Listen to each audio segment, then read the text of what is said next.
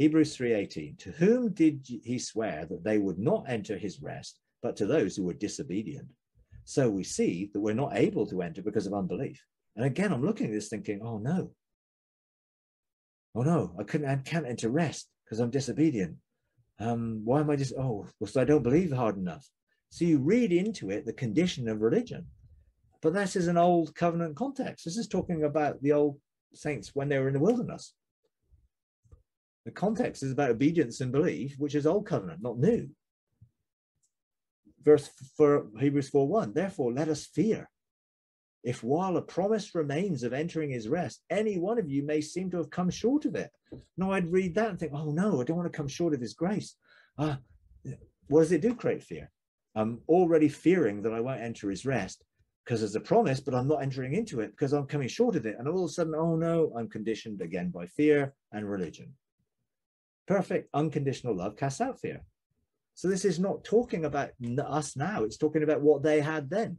Because of course they feared God because they were afraid to go up on the mountain and experience God. So they sent Moses. So they set up a mediation system of laws and sacrifices and offerings so they didn't have to come close to God because they were afraid of him. We've been invited to come into him face-to-face relationship with him. So Hebrews was written to those still operating under old covenant thinking in an attempt to get them to distinguish between the covenants. So let's make sure we're not mixing covenants, therefore not living in the rest of our identity and being placed in a sense of fear.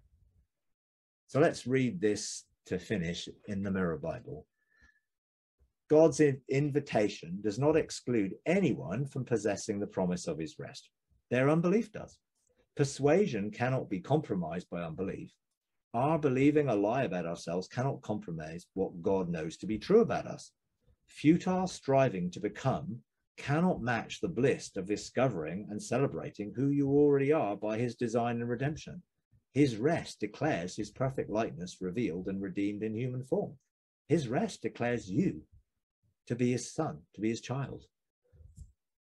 So when you read it from a different perspective, everything changes. Hebrews 4:1, what a foolish thing it would be if we should now fail in a similar fashion to enter into his rest, where we get to celebrate the full consequence of our redemption. Why waste another lap in the same wilderness of unbelief? Because what were they doing? Going round and round in circles.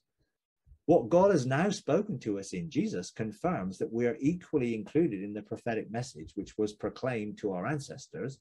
Their unbelief disqualified them from possessing the promise. They could not make the vital connection with the promise while they remained enslaved to their dwarfed opinions of themselves. Because what did they see themselves as? Grasshoppers, when God could call them to be giant slayers. But they believed the lie of their coming out of Egypt, because Egypt never came out of them. They still believed themselves to be slaves. They never got their real identity. Only Joshua and Caleb, who lived and dwelt and lingered in the presence of God, really had a different spirit and began to know who they are. And they took a whole new generation in to try and bring them into their inheritance, which would come through them knowing who they really were.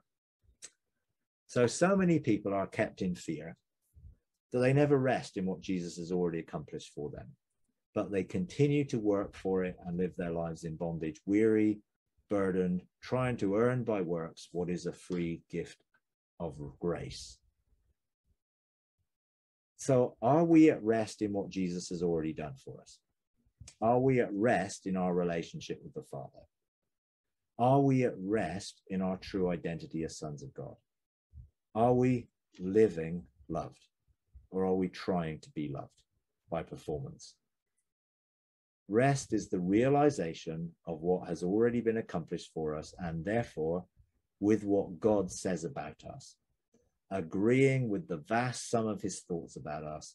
All those wonderful thoughts are good. Read Psalm 139. We're fearfully and wonderfully made. Unconditional love requires no conditions of my faith in God for my salvation, forgiveness, reconciliation, inclusion, being born from above, or acceptance as a child of God. All those things he's done for us. He's done for us freely and unconditionally. Hi everyone, we're starting a Patreon page, patreon.com/freedomarc. And we would like to invite you to partner with us in taking the message of God's unconditional love, limitless grace, triumphant mercy to a bigger global audience.